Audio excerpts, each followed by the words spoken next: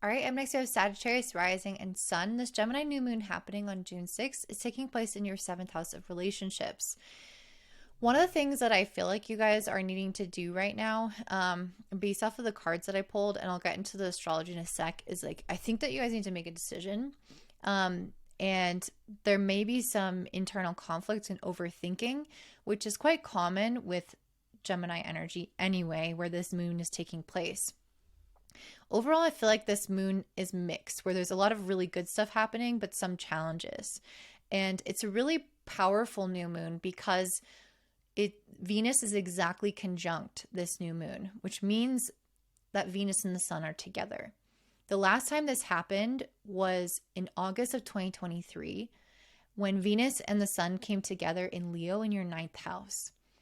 And now it's kind of checking in again. It's like at the midpoint of her cycle, she's coming to the king of the zodiac, which is the sun, and seeing, okay, how am I doing on my journey, on my progress, on my mission that you gave me, and seeing what's up, basically. When this first came conjunct in August 2023, I think it's important to think back to that time, like what was going on, especially in relationship with your truth, your faith, your beliefs, your connection to spirit, what you've been learning about yourself, how you've been developing yourself, if you've been learning new skills or learning new, knowledge just in general, if you've been traveling, if there's any emphasis on any of those things, I feel like that is going to have some milestone complete or become obvious at this new moon. So there may be something that you're trying to figure out and decide. This is actually kind of similar to Libra, but a little different. I feel like you have to make a decision. And I think it is related to what was going on back in August. Maybe you have questions around like your faith or belief in something, or you're trying to figure out the truth of something, or what is true for you, what you believe about something that is kind of, again, coming full circle in some kind of way.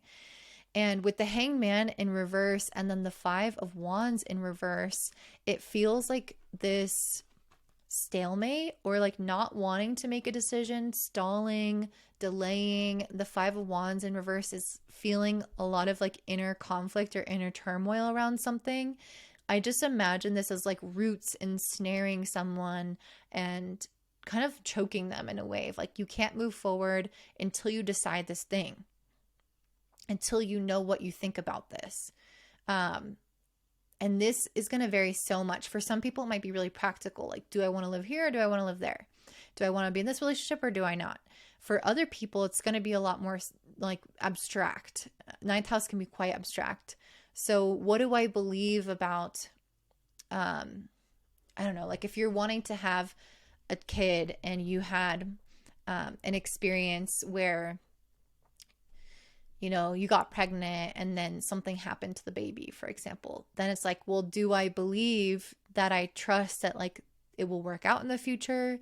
Do I believe that I can do this, that my body can do this? Like it could be more abstract like that. Do I believe that the universe will support me in this decision or this path because of what's happened in the past? Anything like that. I think that ultimately you're going to have to come to some kind of conclusion. And I think that you guys, in many ways, have not come to that conclusion. And I do think that this involves some type of new beginning in the area of a relationship with someone or something, because this is in your seventh house. So making this decision is going to impact a partnership, a contract, you working with somebody. It's like you coming together, uniting with another person or thing, and signing that contract, committing to that person, whatever that is.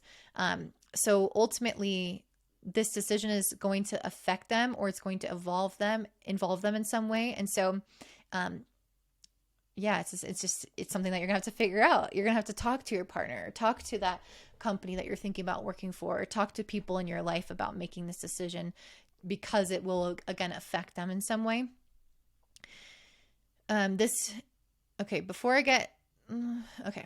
I'll just tell you this right now. So the advice for this energy is the leadership card, provocation, instigation, and power. So I really feel like this is a time for you to maybe be a little bit more dominant. So if you want something and you are not going after it and you're doubting yourself and you're uncertain and you're stalling and delaying, this is your time to be more assertive, more dominant, and like make it known that this is what you want. Get clear with yourself and become more empowered. I really see that as becoming more empowered. This new moon does square Saturn in the fourth house. So there can be some element of your past with like your childhood or something with your family or the place that you live or your roommates and your general living situation. There could be something with that or your emotions or even your finances that feels like it's at a conflict with your commitment or your decision to this thing, or even to your partner, to a relationship in your life. So let's say, for example, the story that I had about the child, like having a child. You're trying to figure out what you think about that, if you should move forward with it, if you believe it's possible for you, if you think it's safe. You're trying to make this decision with your partner. It's directly affecting them. But maybe with this Saturn square Pisces in the fourth house, you also feel like, you know, there's a lot of responsibility at home, or there's not a lot of money at home, or you don't have a lot of time, and you're just wondering logistically, how would this work out? You already have a lot going on within the home. Like, how are you going to make a decision that would commit to more responsibility? So that's one way of how there can be something going on within the home, your past, or with your family or emotions or your financial security that can affect this decision-making process and kind of slow it down. And it's okay if you take some time to slow it down. It doesn't have to be fast. So with Jupiter and Mercury together in Gemini, your seventh house, I do think relationships, like having important conversations, is really highlighted right now to figure out a lot of this stuff. Logistically, how can you work together? Look at the facts, look at the numbers, look at the data to make sure that you are navigating this with the most kind of awareness or lucidity. Okay, the other transit that's going on here that's powerful is Mars and Chiron together in your fifth house, squaring Pluto in your third house. So yeah, this is something else entirely. I do feel like for a lot of people, this can create some type of conflict. I'm not really getting that vibe for you guys necessarily. I feel like this has more to deal with yourself. You know, Pluto in the third house, this is all about transforming your relationship with your self-talk and your own dark thoughts. And Mars in the fifth house, I feel like it